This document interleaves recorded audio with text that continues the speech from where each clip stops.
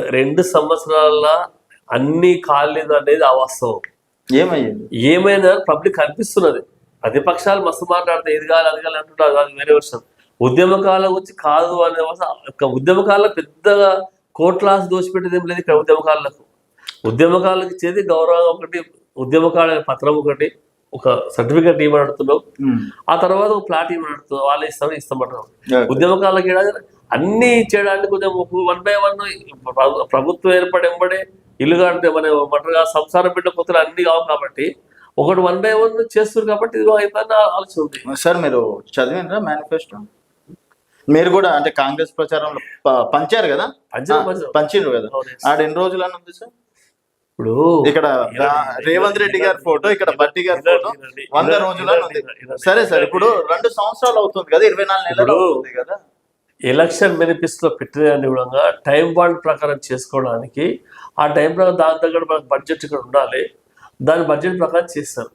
Time bond పెట్టింది కదా చేసిరు కదా అనుకుంటే ఇప్పటి వరకు రాజకీయ చరిత్రలో ఏ పార్టీ టైం బాండ్ పెట్టలేదు, ఏ పార్టీ ఎన్ని అమలు చేసింది, ఎన్ని మేనిఫెస్టో అన్ని మొత్తం అమలు చేశారు. వీళ్ళు 1 by 1 చేస్తూ వస్తూనే ఉన్నారు. టైం బాండ్ పెట్టుకోవడం అంటే కొన్ని అనివార్య కొన్ని పరిస్థితుల వలన చేస్తాము, అధికారం సాహసం పెట్టుకోదండి. అక్కడ ఇక ఉన్న పరిస్థితి ఏమైంది, ఇక్కడ వచ్చాకల్లా ఆర్థిక పరిస్థితులు అన్ని కూడా ఇబ్బందికరంగా ఉన్నాయి. మనకు వచ్చిన ఆమ్దానికి సగం పైసలు మనం మిత్తే కట్టుకుంటున్నాం. మన పరిస్థితి తెలంగాణ వచ్చిన రోజు మన ధనిక రాష్ట్రం తెలంగాణ ఏర్పడ్డది. ఆ తర్వాత 10 తర్వాత ఏమైంది, మనము డెవలప్మెంట్ చేసుకున్నామా ఏం చూసినా పక్కెడితే మనకు వచ్చే బడ్జెట్లోకి వెళ్ళి 50% మనం ఇంట్రెస్ట్ పే చేస్తున్నాం. ఓకే, ఇది ఇంట్రెస్ట్ పే చేసే విషయం మనకు 10లో తెలుసా? మీకు తెలుసా? ఓ రిపోర్టర్గా ఒకటి మీరు ఒక రిపోర్టర్గా మీకు ఎంతమంది రిపోర్టర్లకు ఎంతమంది మేధావులకు తెలిసింది మన డబ్బులు ఇంట్రెస్ట్ కి అవుతాయి.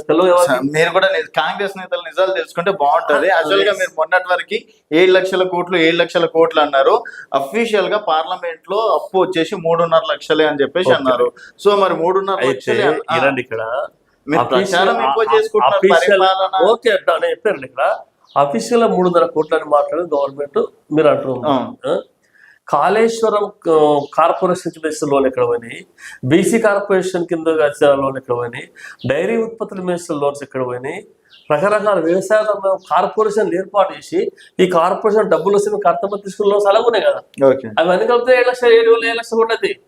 ఓన్లీ గవర్నమెంట్ ఇష్టం ఒకటే కాదు నీకు, ఇవన్నీ తీసుకోవాలి కదా. కాలేజ్ ప్రాజెక్ట్ కట్టినప్పుడు ఏమన్నా ప్రాజెక్ట్ మీద తెస్తామని కార్పొరేషన్ లోన్ తీసుకోవాలి. ఆ కార్పొరేషన్ లోన్ మీద మనం కట్టాలి కదా. అవన్నీ గవర్నమెంట్ చేస్తుంది. గవర్నమెంట్ తరఫు ఇచ్చిన వస్తే లెక్క పెడుతుంది. మన కార్పొరేషన్ లెక్కలు ఇయ్యలే కదా గవర్నమెంట్, మున్సిపల్ పార్లమెంట్ లో ఇయ్యలే కదా, ఏ కార్పొరేషన్ ఇయ్యలే కదా. మరి ఎట్లా పడుతుంది మనం ఇయ్యాలప్పుడు? ఆ విషయం మాట్లాడుతుంది. అంటే కార్పొరేషన్ లోన్స్ ఇచ్చినప్పుడు మనం మాట్లాడుతుంది. ప్రతిపక్షంలో ఉన్నప్పుడు తెలియదా మీకు? అసెంబ్లీలో రోజు చర్చలు ఉంటాయి. ప్రతిపక్షంలో అప్పుడు సిఎల్పి నాయకుడిగా బట్టి విక్రమార్క గారు ఉన్నారు. ప్రతిపక్షంలో ఉన్నాడు. ప్రతిపక్షాలు ఏడున్నాయి? ప్రతిపక్షాలు పోయిన 10 ఇక్కడ ప్రతిపక్ష హోదా లేకుండా అందరి అన్ని పార్టీలు క్లోజ్ చేస్తుంది కదా. అంటే ఏం తెలియకుండా గుడ్డిగా గాంధీ భవన్ లో ఇక్కడ కాదండి, గాంధీ భవన్ లో అట్లా బాగా తప్పని ప్రతిపక్ష హోదా ఉన్నప్పుడు కరెక్ట్ న్యాయం ఉంటుంది అక్కడ. ఇక్కడ నువ్వు ఉన్నదాన్ని మొదలెడతారు. ఇప్పుడు ఇది ఉంది, నీట్ ఉంది, ఇది దీని కింద ఏమో తెలుసా? లేదు, తెలియదు.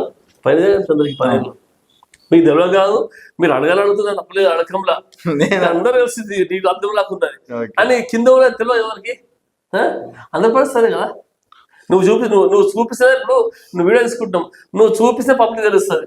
నువ్వు చూడండి సాంగ్ కట్ చేసి సాంగ్ పక్కన తెలుస్తుంది. అంతెందుకు కదండి. రేవంత్ రెడ్డి గారు ఎన్టీవీ ఇంటర్వ్యూ ఇచ్చినప్పుడు అక్కడ ఏమైంది, కరెంట్ విషయం ఎంత